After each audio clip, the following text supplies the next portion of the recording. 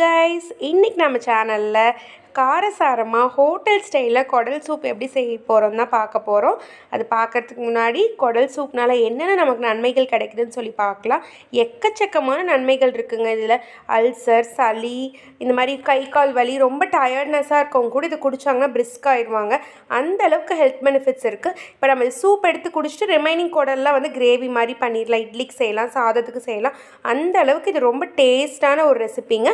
சரி வாங்க பார்க்கலாம். இப்போ வந்து நம்ம வந்து ஒரு ஆட்டுக்குடலும் வந்து நுரையீரலும் வாங்கி வச்சுருக்கோம். இப்போ நெக்ஸ்ட் வந்து 10 வெங்காயம், ஒரு 5 வரமிளகாய், 5 பச்சை மிளகாய், 1 டேபிள் ஸ்பூனுக்கு இஞ்சி பூண்டு பேஸ்ட், ஒரு தக்காளி கட் பண்ணி வச்சுருக்கோம். இப்போ வந்து நம்ம ஒரு குக்கர் வச்சுக்கலாங்க. குக்கரில் இப்போ எடுத்து செய்ய போகிறோம். இப்போ குக்கர் வச்சுட்டு இல்லை கொஞ்சமாக எண்ணெய் ஊற்றி எண்ணெய் காஞ்சதுக்கப்புறமா கடுகு வெங்காயம்லாம் சேர்த்துக்கலாம். சேர்த்துட்டு பச்சை மிளகாய் சேர்த்துக்கலாம்.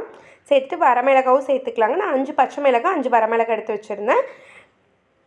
கொஞ்சமாக இஞ்சி பூண்டு பேஸ்ட் சேர்த்துக்கலாம். சேர்த்து இதுவும் நல்லா ஃப்ரை பண்ணிக்கலாம். ஃப்ரை பண்ணிவிட்டு இப்போ தக்காளி சேர்த்துக்கலாம். தக்காளி வந்து ஒரு தக்காளி பெருசாக அரிஞ்சு வச்சுருந்தேன். இதனால் அந்த புளிப்பு டேஸ்ட் சூப்பராக இருக்கும் காரமாக குடிக்கிறப்ப. இப்போ வந்து குடல் வந்து நல்லா கழுவி நம்ம வீட்டில் ஒரு டைம் கழுவி சுத்தம் பண்ணிக்கணுங்க.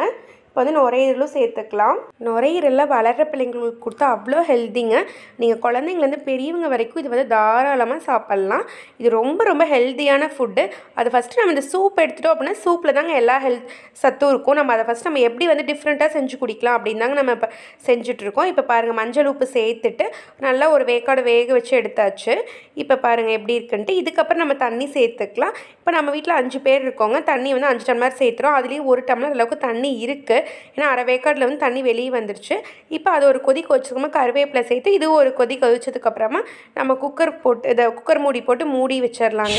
மூடி வச்சுட்டு ஒரு 3 விசில் விட்டு எடுத்துக்கலாம். 2லேருந்து 3 விசிலுங்க. வந்து உங்களோட ஆடு பெரிய ஆடாக இருந்தால் அதுக்கு தகுந்த மாதிரி விட்டு எடுத்துக்கோங்க. இப்போ வந்து விசில் அடங்கி ஓப்பன் பண்ணியாச்சு. இப்போ எப்படி இருக்குன்னு பாருங்கள். இப்போ நம்ம வந்து சூப் மட்டும் எடுத்துக்கலாம்.